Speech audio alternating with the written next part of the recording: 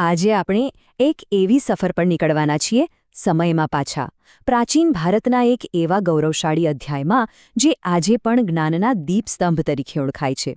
જી હા, આપણે વાત કરી રહ્યા છીએ નાલંદાની, જે માત્ર એક યુનિવર્સિટી નહોતી પણ જ્ઞાનથી ધબકતું એક જીવંત શહેર હતું. ચાલો એક ક્ષણ માટે કલ્પના કરીએ. એક એવો સમય જ્યારે કોઈ આધુનિક સુવિધાઓ નહોતી પણ જ્ઞાનની તરસ એટલી પ્રબળ હતી કે લોકો હજારો કિલોમીટરની મુસાફરી કરીને એક જગ્યાએ ભેગા થતા. એ જગ્યા હતી નાલંદા.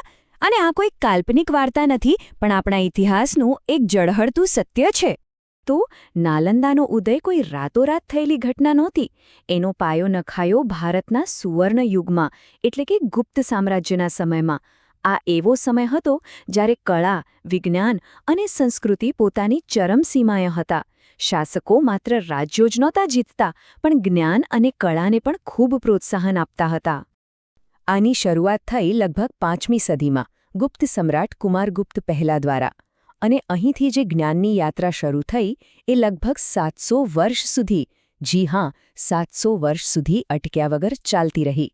આટલા લાંબા સમય સુધી જ્ઞાનની જ્યોતને પ્રજ્વલિત રાખવી એ જ નાલંદાની મહાનતાનો સૌથી મોટો પુરાવો છે.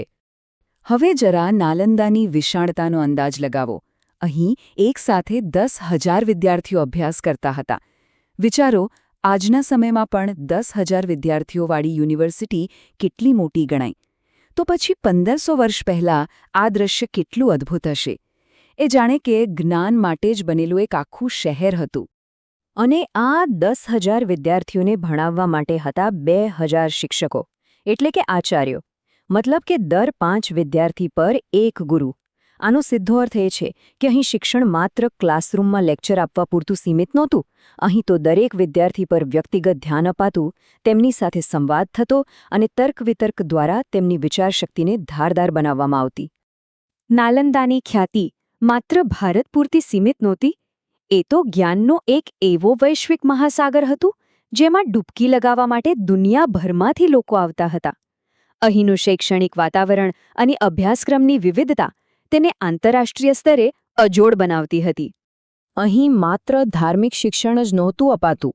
નાલંદામાં બૌદ્ધ દર્શનની સાથે સાથે ગણિત, ખગોળશાસ્ત્ર, તબીબી વિજ્ઞાન, તર્કશાસ્ત્ર અને વ્યાકરણ જેવા વિષયો પણ ખૂબ ઊંડાણપૂર્વક ભણાવાતા હતા.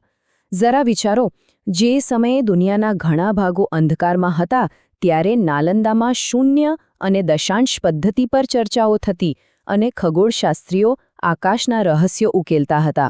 નાલંદાની આ જ કીર્તિ સાંભળીને ચીન, કોરિયા, જાપાન અને તિબેટ જેવા દેશોમાંથી જ્ઞાન પીપાસુઓ અહીં આવતા. એમાંના એક હતા ચીની યાત્રી શુઆનઝાંગ. તેમણે પોતાના પુસ્તકમાં લખ્યું છે કે નાલંદામાં પ્રવેશ મેળવવો જરાય સહેલો નહોતો.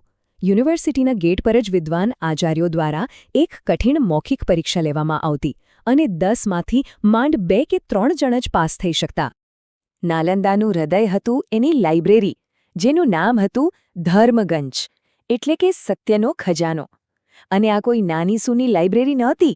એ 3 બહુમાળી ઇમારતોનું એક વિશાળ સંકુલ હતું. રત્નસાગર, રત્નોદધિ અને રત્નરંજબ જેવા સુંદર નામોવાળા આ ભવનોમાં લાખો હાથથી લખેલી પાંડુલિપિઓનો અમૂલ્ય ભંડાર સંગ્રહાયેલો હતો. પણ દરેક સુવર્ણયુગનો ક્યારેક ને ક્યારેક અંત આવે છે. અફસોસ કે નાલંદાનો અંત ખૂબ જ દુઃખદ અને હિંસક હતો. 700 વર્ષથી જે જ્ઞાનનો દીપક સમગ્ર વિશ્વને પ્રકાશિત કરી રહ્યો હતો તે એક જ ઝાટકે બુઝાઈ ગયો. બન્યું એવું કે 12મી સદીમાં તુર્કી આક્રમણખોર બખ્તિયાર ખિલજીએ નાલંદા પર હુમલો કર્યો. આ હુમલો માત્ર ઇમારતો પર નહોતો, એ જ્ઞાન અને વિચાર પર સીધો પ્રહાર હતો. તેણે હજારો નિઃશસ્ત્ર ભિક્ષુઓ, વિદ્યાર્થીઓ અને આચાર્યોની નિર્દયતાથી હત્યા કરી અને જ્ઞાનના આ મંદિરને ખંડેરમાં ફેરવી નાખ્યું. અને સૌથી મોટું નુકસાન તો ત્યારે થયું.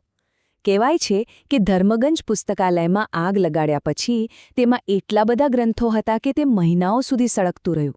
વિચારો તો ખરા, ગણિત, ખગોળશાસ્ત્ર અને તબીબી વિજ્ઞાનનું કેટલું અમૂલ્ય જ્ઞાન જે કદાચ માનવજાતને સદીઓ આગળ લઈ જઈ શક્યું હોત, તે આગની જ્વાળાઓમાં હંમેશા માટે સ્વાહા થઈ ગયું. ભલે નાલંદાની ઇમારતો આજે ખંડેર બની ગઈ હોય, પણ તેનો વિચાર અને તેનો વારસો આજે પણ જીવંત છે. તેના અવશેષો આજે પણ આપણને એક મહાન ભૂતકાળની યાદ અપાવે છે અને ભવિષ્ય માટે પ્રેરણા આપે છે. ખબર છે, નાલંદાનું વિશ્વને સૌથી મોટું યોગદાન શું છે? એ છે રેસિડેન્શિયલ યુનિવર્સિટીનો કોન્સેપ્ટ. આજે આપણે જેને કેમ્પસ લાઇફ કહીએ છીએ, તેનો પાયો હજારો વર્ષ પહેલાં નાલંદામાં નંખાયો હતો. અહીં શિક્ષણ માત્ર ક્લાસરૂમ પૂરતું સીમિત નહોતું, પણ ગુરુ શિષ્ય સાથે રહેતા, ચર્ચા કરતા અને દરેક ક્ષણે જ્ઞાનનું આદાન પ્રદાન થતું રહેતું. જો આપણે નાલંદાની ગુરુકુળ પદ્ધતિની આધુનિક શિક્ષણ સાથે સરખામણી કરીએ તો એક મોટો તફાવત દેખાય છે.